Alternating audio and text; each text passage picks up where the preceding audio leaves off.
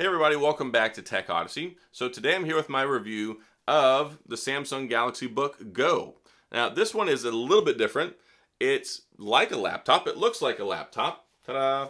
It's got Windows 10 on it, upgradable to Windows 11, but it's got an ARM-based processor in it. So just like you look at Apple and what they've done with the M1 chip, Samsung is using Qualcomm for their Snapdragon 7C Generation 2 chip in here, ARM-based platform, so there's no cooling fans in here, there's no noise, there's no heat really, but you still get kind of about an Intel Celeron M3 kind of processor in it, and that's going to give you a lot of versatility, and it's also got a low price, being about $350 MSRP. So we're going to dive in, take a look at it, because I've been testing it out and using it for the last week, and I've got some thoughts on it and whether you should consider picking one up. But before we get into that, I do want to say if this is your first time stopping by the channel, thank you for being here. If you enjoyed the video, please hit the like and the subscribe button and the little notification bell if you want updates when new videos come out. And make sure you watch to the end so you can get all the information and my thoughts on the Samsung Galaxy Book Go. Now, let's go ahead and talk about it.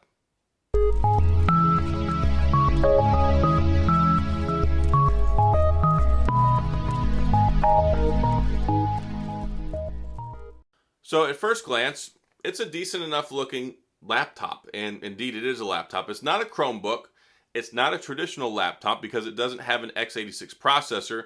It has an ARM-based chip in it. So the Snapdragon 7C Generation 2, basically it's a phone processor. It has 5G, it's also got LTE, so you can do that. You have to get that model though. The one I have is only Wi-Fi, so you're gonna have to get the one that's got 5G, but you can use it with your internet service plan. You can get a data plan for it. Use it anywhere that you want, and that's particularly valuable with T-Mobile, AT&T, Verizon, all that stuff. It's got a 14-inch screen on it, and that's probably the biggest downside to this laptop because it's just not a very good-looking screen. It doesn't have great viewing angles. It looks kind of flat. It's actually kind of flattering seeing it on the camera here because it looks way better. If you see it in person, it's much more flat and more washed out. So I'm not a big fan of the screen. It's just not that great. Now, it's serviceable. It'll do what you need it to. I can't complain too much at about the $300 price point. MSRP is about $350. It came out this past summer whenever the Galaxy Book Pro series laptops came out, and it's a nice option out there. If you don't want to get like a $200 Chromebook, if you don't want to spend a ton of money, then this is a very serviceable option. It's got a 720p webcam on it, built in right up here on the top, stereo speakers on the bottom, so you got one speaker here, one speaker over here, just like on my Galaxy Book Pro 360, and it works pretty well. It's a little on the, I don't want to say slow side, but it's not on the fast side. So you can use Chrome, you can use Edge, it's got Windows 10, upgradable to Windows 11. I'm waiting for that to be available so I can get it.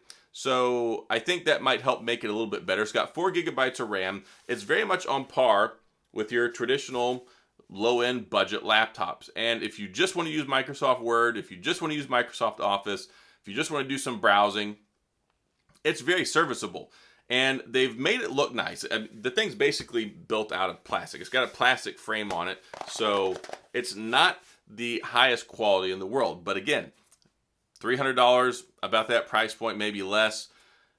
I think you get what you pay for. The keyboard is perfectly serviceable. You can see here I did a typing test. Sitting down, pulled it up, I decided on a whim, let's see how fast I can type on it. I can get about 100 words per minute, no problem, typing on this. So if you like to do a lot of typing, you do a lot of word editing, you do a lot of drafting, all that stuff, it's going to be a good option for you. You can take it anywhere. It's got decent battery life, and it's something that isn't going to kill a lot of battery because it's got that mobile chipset in it. And that's something that's a little bit different. You're not going to be able to do any gaming on this. So if you have any inkling to do gaming, one, it's not powerful enough. And two, because it's an ARM-based chip, it's not going to support traditional games on here because they're built and designed for a different type of architecture. They're not going to work on it because they're built for a different type of computer processor architecture. There's the difference between a traditional x86 processor and the ARM-based one. So an ARM-based one, it's what's in your phone. And it's got, instead of having a dedicated graphics card, instead of having a dedicated processor, instead of having a dedicated modem, it's all in one. And when they put it in the laptop, they give it a little bit more juice so that way it can perform better. So even though it's not the latest and greatest, it still will do pretty much whatever you need it to do. Sometimes when you're loading web pages, it can be a little on the slow side. I do find that Microsoft Office works really, really well for it. You can see here, I pull up a Word document and show it off that way. So you can do that. You can draft anything you want. It's great for school. It's great for kids who are going off to college or in high school and they need something other than those cheap piece of garbage Chromebooks that the schools issue them. Those things are not very good, especially the ones the schools get. You can get a good Chromebook, like the Samsung Galaxy Chromebook is fantastic, especially the first generation one. I love it. This one right here, though, is not that. 14-inch monitor. You can see it's got some pretty decent-sized bezels around the edges here. So we've got the bezels going on, 14-inch screen, and it doesn't get overly bright. The sound is actually kind of surprising. I wasn't overly impressed with the sound quality for my Galaxy Book Pro because it basically sounds the same, and I paid like $1,500 for it. But when you're talking about like $300, it actually has some pretty decent sounds. So we'll go ahead and do a sound test here so you can see what the speakers sound like, and this will let you know what you can expect. But overall, I was very happy. It's even got Dolby Atmos, so you can use that too. That'll give you a little extra pep in your step for your sound quality. The volume, I think, is fine. The sound quality and clarity is good, and I think you're going to like it. So here's the sound test.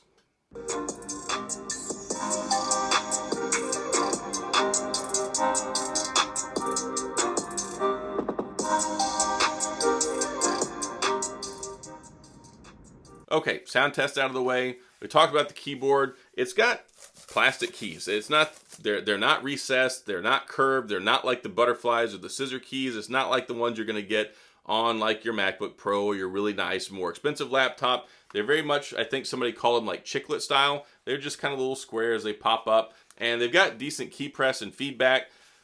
Enjoyable enough to type on. For $350, $300, I have no complaints about the keyboard. The build quality is decent, and also the touchpad is nice and it's responsive, and it feels pretty much just like the higher quality ones. So they didn't really skimp anywhere on the hardware. It's just that the processor's not that fast. So if you want to get something, like I said, for gaming, if you want something that's lightning fast, this is probably not what you want to buy. If you've got a kid who's in junior high, elementary school, high school, if they're going off to college, if you want something that you can take with you on the go, it's perfect for traveling. It's great for going to a coffee shop. Anywhere where you can go around, you can get the 5G, and it's also got Wi-Fi. It's got 5 gigahertz Wi-Fi and also the 2.4. You're covered all the way around, so I don't really have any complaints there. Storage, it's got up to 128 gigabytes of storage. I wish it had more than that because it's really kind of low. But when you look at what it's designed for, it's mostly fine. You're not going to download 100 gigabytes of PDFs and Word documents. Am I right?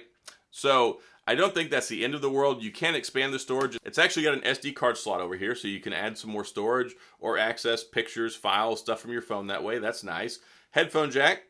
Can always use one of those. That's cool. It's also got Bluetooth if you want to go that route. You've got a USB-C port over here. You can plug it into charge.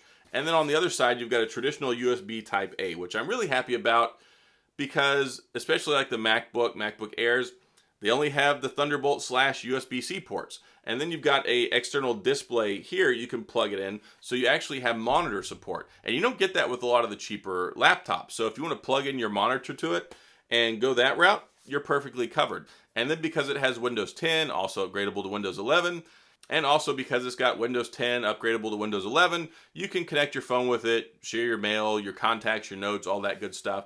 So it gives you some options that I think are a little bit better than traditional like Chromebooks. And when you look at laptops, you can see some of these deals. They're like $400, $500, and they give you like an M3, they give you a Celeron. That stuff's just really not worth it. They try to church it up and make the screen look glossy and nice and fancy, but it may not even have a 1080p display. So you've got 1920 by 1080, full HD. It's fine for watching videos and doing your streaming stuff. You can get your apps on there from the Microsoft Store. You can watch Netflix, you can watch Hulu, you can watch Amazon Prime, all that good stuff, or Prime Video, not Amazon Prime. You can use Amazon Prime on here really well too. You can order stuff to your heart's content. So it doesn't have any crazy biometrics, no fingerprint sensor, no facial recognition, none of that jazz. It's just a nice, well-built, sharp-looking Samsung lower-end laptop. Again, $350 MSRP.